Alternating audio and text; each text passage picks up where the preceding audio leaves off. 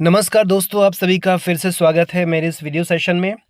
बाल मनोविज्ञान की वन लाइनर क्वेश्चन का ये अति महत्वपूर्ण कलेक्शन में देने जा रहा हूँ। ये पार्ट 1 रहेगा और ये फटाफट सीरीज़ के तहत मैं आपको दूंगा।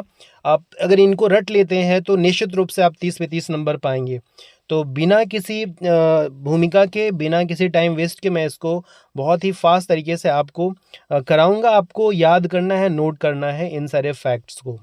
पहला लिखा है वंशानुक्रम व्यक्ति की जन्मजात विशेषताओं का पूर्ण योग है। ये किसका कथन है? तो ये कथन है वी एन झा का। तो ये बहुत महत्वपूर्ण है, इसको नोट करके रखिएगा। और अगला है वातावरण वह बाहरी शक्ति है जो हमें प्रभावित करती है। ये कथन किसका है? रॉस का है। तो ये भी याद रखिएगा। किस विद्वान के अनुसार विभिन्न जातियों की श्रेष्ठता का आधार वातावरण होता है? ये क्लार्क महोदय का है, काफ़ी महत्वपूर्ण है। और इसके बाद है किसके अनुसार अच्छे वातावरण की वजह से अनाथ बच्चे भी श्रेष्ठ हो जाते हैं? वुडवर्थ का है ये। तो ये सारे कथन आपको याद रखना है, रटना है, क्योंकि ये पूछे जाते हैं। इसके बाद है व्यावसायिक कुशलता का आधार वंशानुक्रम होता है। ये मत किस मनोवैज्ञानिक का है? तो ये आरबी कैटल का है। ये भी काफ़ी महत्वपूर्ण है, आरबी कैटल का। व्यावसायिक कुशलता का आधार वंशानुक्रम होता है, ये कह रहे हैं। किसने कहा था कि चरित्रहीन माता पिता की संतान चरित्रहीन होती है? डगडेल महोदय हैं, इन्होंने ये स्टेटमेंट दिया था। तो ये भी बहुत महत्वपूर्ण है, डगडेल ने ऐसा बोला था। कार्ल पियर्सन ने वंशानुक्रम द्वारा प्रभावित होने वाले बाल विकास के किस भाग का वर्णन किया है? तो ये शारीरिक विकास को वंशानुक्रम के द्वारा प्रभावित होना कार्ल पियर्सन के द्वारा बताया गया है। तो ये ऐसे फैक्ट हैं जिनसे घुमा के प्रश्न पूछा जाएगा, आपको रट्टा मारना है, याद करना है। व्यक्ति की महानता का कारण वंशानुक्रम होता है। व्यक्ति वंश से महान होता है, वातावरण से नहीं। ये कौन कह रहा है? ये कह रहा है गाल्टन महोदय कह रहे हैं। तो ये भी याद रखना है। वंशानुक्रम व्यक्ति की जन्मजात विशेषताओं का पूर्ण योग है। तो ये वंशानुक्रम की परिभाषा दे रहे हैं बी एन झा। तो याद रखिएगा, बी एन झा की परिभाषा वंशानुक्रम के लिए बहुत महत्वपूर्ण है, तो इसको जरूर याद रखिएगा, भूलिएगा नहीं। बाल विकास को प्रभावित करने वाले 2 प्रमुख कारण कौन से हैं? तो ये तो बहुत कॉमन है, ठीक है, जो आप जान रहे हैं, वंशानुक्रम एवं वातावरण। अब ये 11 नंबर पॉइंट काफी महत्वपूर्ण है। ये कह रहे हैं वैयक्तिक भिन्नता का प्रयोग सर्वप्रथम किसने किया था? जो वैयक्तिक भिन्नता का सिद्धांत है, इसका सर्वप्रथम प्रयोग किसने किया था? गाल्टन महोदय ने किया था। ये 2 छात्रों के शील गुणों की भिन्नता को जानने के लिए कौन सा परीक्षण किया जाता है? व्यक्तित्व परीक्षण। तो ये भी बहुत महत्वपूर्ण है, बुद्धि परीक्षण नहीं किया जाएगा, व्यक्तित्व परीक्षण किया जाएगा। आगे है पढ़ाते समय एक शिक्षक का ध्यान सर्वाधिक किस मनोवैज्ञानिक तथ्य पर होना चाहिए? तो ठीक है, एक शिक्षक के रूप में जब आप क्लास में पढ़ाएं तो हमें इस बात का विशेष ध्यान रखना चाहिए कि हर बच्चा वैयक्तिक रूप से भिन्न है। तो इसलिए वैयक्तिक भिन्नता के सिद्धांत को दिमाग में रख के हमें पढ़ाना होता है। 14 नंबर, वैयक्तिक भिन्नता को कौन से कारक मुख्य रूप से प्रभावित करते हैं? तो ये है आपका जो है वैयक्तिक भिन्नता को प्रभावित करने वाला वही 2 कारक है, वातावरण एवं वंशानुक्रम। तो ये भी आप याद रखिएगा, काफी महत्वपूर्ण है ये। व्यक्तित्व का कौन सा घटक अर्धचेतन मन को व्यक्त करता है? ये करता है अहम करता है, जिसको हम कहते हैं ईगो। तो ये याद रखिएगा, काफी महत्वपूर्ण है। और इसी कड़ी में आगे हम चल रहे हैं 19 नंबर पे। व्यक्तित्व को कौन सा कारक चेतन मन को व्यक्त करता है? तो चेतन मन की बात करेंगे तो वो क्या हो जाएगा? परम अहम, जिसको सुपर ईगो कहते हैं। और ये फ्रायड महोदय ने दिया था, इसलिए इसको अच्छे से याद रखिएगा, काफी महत्वपूर्ण, इस पे प्रश्न पूछे जाते हैं।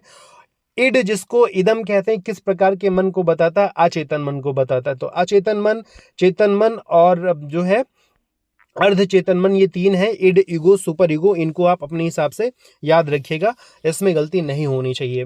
सिगमंड फ्रायड के व्यक्तित्व के कौन से घटक के अंतर्गत मानव में नैतिकता, सामाजिकता एवं सांस्कृतिक मूल्यों का विकास होता है? तो ये सुपर ईगो की जो है विशेषता होती है। सुपर ईगो जब आता है तब ये चीजें विकसित होती हैं। तो काफी महत्वपूर्ण है। पर निर्भरता किस अवस्था की विशेषता है? दूसरे पे निर्भरता किस काल में होता है? तो शैशवावस्था काल में होता है, शैशवावस्था में होता है। ये भी याद रखिएगा, काफी इंपॉर्टेंट है। संग्रह की प्रवृत्ति एवं निरुद्देश्य भ्रमण की प्रवृत्ति किस अवस्था की विशेषता है? तो ये संग्रह की प्रवृत्ति, चीजों को इकट्ठा करना, कुछ भी इकट्ठा कर लेते हैं बच्चे, ताश, जैसे माचिस के खाली डिब्बे, टूटे खिलौने, कंचे और कुछ भी है तो उसको इकट्ठा कर लेते हैं, बाल्यावस्था में ऐसा होता है। अनोखा काल किसे कहा गया है? किस अवस्था को अनोखा काल कहा गया है? तो ये भी याद रखिएगा, ये होता है बाल्यावस्था। बाल्यावस्था को ही अनोखा काल या स्वर्ण काल कहा गया है। तो बहुत ज़्यादा महत्वपूर्ण है, इसको भी याद रखिएगा। और आगे बढ़ते हैं। मनोविज्ञान आचरण एवं व्यवहार का यथार्थ विज्ञान है। ये वेरी वेरी इंपॉर्टेंट है, मैकडूगल ने ऐसा बोला है, तो इसको जरूर याद रखिएगा कि मनोविज्ञान आचरण एवं व्यवहार का यथार्थ विज्ञान है, बहुत महत्वपूर्ण है। और इसी कड़ी में शिक्षा मनोविज्ञान नामक पुस्तक किस मनोवैज्ञानिक के द्वारा लिखी गई है, तो ये फैक्ट याद कर लीजिएगा। ये लिखा है किसने, थॉर्नडाइक ने लिखा है। शिक्षा मनोविज्ञान थॉर्नडाइक की है। मनोविज्ञान का विषय चेतना है, ये किसका मत है, यह प्लेटो का है। और इसी कड़ी में आगे है, प्रथम शैक्षिक मनोवैज्ञानिक किसे माना जाता है, प्रथम शैक्षिक मनोवैज्ञानिक किसे माना जाता है, तो ये थॉर्नडाइक को माना जाता है। इसको मैंने जो है MCQ में भी कई बार कराया है, तो आई होप आपको याद होगा। और इसी कड़ी में अगला है, देखिए, शिक्षा मनोविज्ञान एक स्वतंत्र विषय के रूप में कब आया, तो 20वीं सदी में ये आता है। कब आता है, 20वीं सदी में आता है।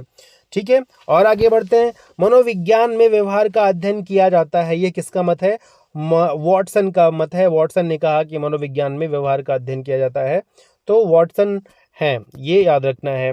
अब रिपब्लिक किसकी पुस्तक है, ये प्लेटो की है, ये भी याद रखना है आपको। किसकी, ये प्लेटो की है, काफी महत्वपूर्ण है रिपब्लिक, कई बार पूछी जाती है ये। मनोविज्ञान की उत्पत्ति किस शास्त्र से हुई है, दर्शन शास्त्र से, आसान है। वंशानुगत सिद्धांत के जनक कौन थे, ग्रेगर जॉन मेंडल, ऑस्ट्रिया के थे। ये पूछ सकता कहाँ के थे, ऑस्ट्रिया के थे। वंशानुगत की बात करते हैं, वंशानुगत रोगों के नाम बताइए, तो वर्णांधता और हीमोफीलिया, ये वंशानुगत जो है रोग होते हैं, इनके बारे में कभी कभी पूछ लिया जाता है आपसे। तो बेसिकली इसमें प्रश्न क्या बनता है, प्रश्न ये बनता है कि निम्नलिखित में से कौन से रोग वंशानुगत हैं, तो उसमें 3 रोग कोई और रहेंगे, एक वर्णांधता रहेगा, या 3 रोग कोई और रहेंगे, उसमें एक हीमोफीलिया रहेगा, तो इसलिए इनको याद रखना है। वर्णांध व्यक्ति किन रंगों में भेद नहीं कर पाता, ये प्रश्न कई बार पूछा गया है, वेरी वेरी इंपॉर्टेंट है ये। तो लाल और हरा, जो जिसको कलर विजन होता है, कलर विजन का दोष होता है, वर्णांध व्यक्ति होता है, जो जन्मजात रोग है, वो लाल और हरा कलर में फर्क नहीं कर पाता, तो लाल हरा, हरी लाल, ऐसे करके, हरी लाल वर्णांध है ऐसा करके याद रखिएगा, तो कभी भूलिएगा नहीं। अगला प्रश्न यहाँ पे दिया गया है, वंशानुक्रम माता पिता से संतान को प्राप्त होने वाले गुणों का नाम है, ये कथन किसका है, तो रूथ बेनेडिक्ट का है। ये कथन बहुत महत्वपूर्ण है, इसको जरूर नोट करके याद कर लीजिएगा। भारत में प्रथम मनोवैज्ञानिक प्रयोगशाला की स्थापना कहाँ की गई थी, कलकत्ता में की गई थी। इंडिया की बात करेंगे तो कलकत्ता में की गई थी। ग्रेगर जॉन मेंडल किसके लिए प्रसिद्ध है, आनुवांशिकी के लिए प्रसिद्ध है, ये आप जानते होंगे, साइंस में पढ़ा होगा। वर्णांधता का सर्वप्रथम उल्लेख किसने और कब किया था, कलर विजन का उल्लेख सर्वप्रथम कब किसने किया था, हॉर्नर ने किया था। हॉर्नर एक जो है वैज्ञानिक है, इन्होंने किया था, कब किया था, 1876 में किया था। वर्णांध व्यक्ति क्या नहीं बन सकता, वर्णांध व्यक्ति जो होगा वो भाई चित्रकार नहीं बन पाएगा, कलाकार, डिजाइनर, रेल जहाजकार आदि का ड्राइवर नहीं बन सकता। तो ये जो प्रश्न है जब MCQ में पूछेगा, तो मल्टीपल चॉइस में पूछेगा, तो वही दे दिया जाएगा कि एक वर्णांध व्यक्ति निम्नलिखित में से क्या नहीं बन सकता, या क्या बन सकता है। तो आपको पता होना चाहिए कि भाई कलर संबंधी जो भी चीजें होंगी वो व्यक्ति नहीं बन सकता है। वर्णांधता को अन्य किन नामों से जाना जाता है, तो वर्णांधता को हम प्रोटीन दोष अथवा डेल्टोनिज्म के नाम से जानते हैं, जो काफ़ी महत्वपूर्ण है। प्रोटीन दोष या फिर डेल्टोनिज्म के नाम से जानते हैं, तो आई होप इसको आप भूलेंगे नहीं। अब आगे देखते हैं, इसी कड़ी में अगला है कि प्रथम हीमोफीलिया रोगी के रूप में पहचानी गई थी। सबसे प्रथम जो रोगी था वो कौन था, तो महारानी विक्टोरिया थी, इसीलिए इसे रॉयल डिजीज भी कहते हैं। तो महारानी विक्टोरिया प्रथम हीमोफीलिया की रोगी थी। विकासवादी सिद्धांत का समर्थक कौन था, लैमार्क। लैमार्क का नाम आपने सुना होगा, विकासवादी सिद्धांत के प्रवर्तक, समर्थक, कुछ भी कह लीजिए। पाइसम सैटाइवम किसका वैज्ञानिक नाम है, मटर का है, तो बहुत महत्वपूर्ण है, याद रखिएगा, पूछा जाता है। वर्णांध व्यक्ति लाल व हरा रंग में भेद नहीं कर सकता, इसे कौन सा दोष कहा जाता है, तो अभी आपको बताया गया, इसको क्या बोलते हैं, प्रोटीन दोष बोलते हैं।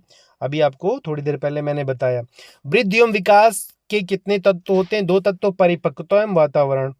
व्यक्तित्व मापन के लिए मनोलैंगिक सिद्धांत किसने दिया? सिगमंड फ्रायड ने मनोलैंगिक सिद्धांत व्यक्तित्व से संबंधित है, ये दिया किसने है? ये सिगमंड फ्रायड ने दिया है। जीन पियाजे ने संज्ञानात्मक विकास सिद्धांत में कितनी अवस्थाओं का उल्लेख किया है? तो 4 अवस्थाओं का उल्लेख किया है, बहुत महत्वपूर्ण है। किसने बालक के विकास का आधार नैतिकता माना है? लॉरेंस कोहलबर्ग के अनुसार बालक का विकास उसकी नैतिकता के आधार पर होता है। नैतिक विकास का सिद्धांत लॉरेंस कोहलबर्ग ने ही दिया है, तो उससे भी रिलेट करके आप याद रख सकते हैं। नैतिक विकास का सिद्धांत लॉरेंस कोहलबर्ग। और इस वीडियो का ये अंतिम प्रश्न मैं कराऊंगा, 50-50 की सीरीज में लेके चलूंगा। नैतिक विकास के सिद्धांत में कितनी अवस्थाओं का उल्लेख है? नैतिक विकास जो लॉरेंस कोहलबर्ग ने दिया है, इसमें 3 अवस्थाओं का जिक्र किया गया है। ठीक है, पूर्व परंपरागत, परंपरागत और उत्तर परंपरागत। अगर इसको डिटेल में नहीं पढ़ा है तो मैं वीडियो सेक्शन में दे दूंगा, कमेंट सेक्शन में, डिस्क्रिप्शन में, आप वहां से इससे संबंधित वीडियो देख लीजिएगा। तो दोस्तों, इस तरह से वन लाइनर महत्वपूर्ण प्रश्नों का कलेक्शन मैं आपको इस सीरीज में दूंगा, और बहुत अच्छे प्रश्नों का कलेक्शन मैंने बनाया हुआ है।